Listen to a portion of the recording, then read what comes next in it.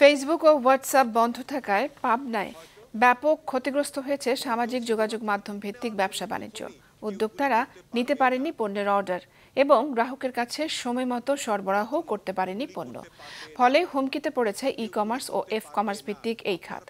কর্মহীন দিন কাটাচ্ছে ৫ সহস্রাধিক উদ্যোক্তা। রাতুল ইসলাম সুমনের ক্যামেরায় প্রতিনিধি শহীদুল ইসলামকে সাথে নিয়ে উৎপল মির্জার রিপোর্ট। পাবনায় নারী উদ্যোক্তাদের নিয়ে সবচেয়ে বড় ফেসবুক গ্রুপ হচ্ছে হাংরি পাবনা, যে গ্রুপের সদস্য সংখ্যা প্রায় ৭৯,০০০, যেখানে ফেসবুকের মাধ্যমে যুক্ত হয়ে বিভিন্ন খাদ্য সামগ্রীর ব্যবসা করে জীবিকা নির্বাহ করেন নারী উদ্যোক্তারা। টানা প্রায় পক্ষকাল ব্যাপী সামাজিক যোগাযোগ মাধ্যম বন্ধ থাকায় চরম লোকসান গুনতে হচ্ছে তাদের। নেটওয়ার্ক বন্ধ থাকার কারণে আমাদের অনেক কাস্টমার আমাদের সাথে যোগাযোগ করতে পারেনি, এই জন্য আমাদের অনেক টাকা লস হয়েছে। মহিলারা যারা তারা অনলাইনেই কাজ করতেছি এখন সবাই মূলত।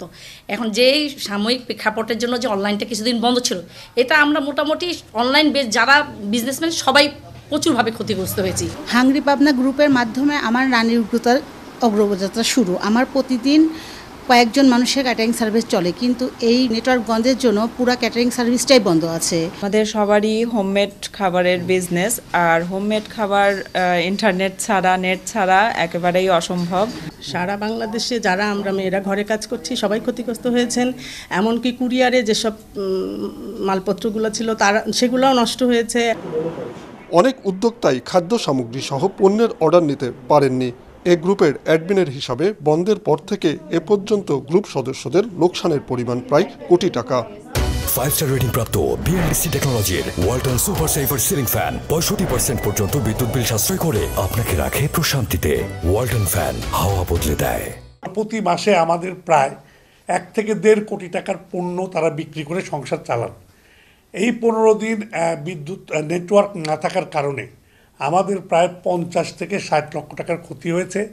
প্রচুর উৎপাদিত পণ্য নষ্ট হয়েছে, খাবার যেহেতু আপনারা জানেন, প্লাস অনেক টাকার অর্ডার বাতিল হয়েছে। এই গ্রুপের মতোই পাবনায় ফেসবুক, হোয়াটসঅ্যাপ সহ বিভিন্ন সামাজিক যোগাযোগ মাধ্যম ভিত্তিক ব্যবসা করে জীবিকা নির্বাহ করেন আরও কয়েক হাজার বেকার যুবক। তাদেরও কাটছে কর্মহীন দিন।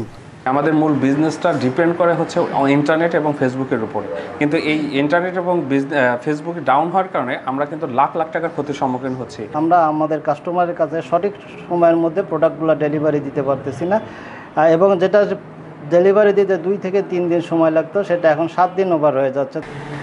ফেসবুকে এসব যুবক জেলার ঐতিহ্যবাহী ঘি, মধু, সরিষার তেল, দই, মিষ্টি সহ নানা পণ্যের অর্ডার নিয়ে সরবরাহ করতেন সারা দেশের গ্রাহকদের কাছে। অথচ সামাজিক যোগাযোগ মাধ্যম সচল না হয় চরম বিপাকে পড়েছেন তারা।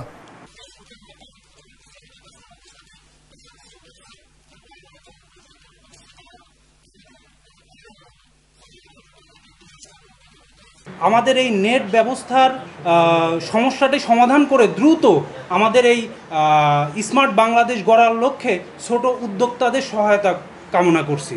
স্মার্ট বাংলাদেশ গড়ার প্রত্যয়ে গড়ে ওঠা এসব অনলাইন ভিত্তিক ব্যবসা বাণিজ্য রক্ষায় ইন্টারনেট সেবা চালু সহ সামাজিক যোগাযোগ মাধ্যমের উপর বিধিনিষেধ তুলে নেওয়ার দাবি স্থানীয় উদ্যোক্তাদের। উৎপল মির্জা, মাছরাঙা সংবাদ, পাবনা।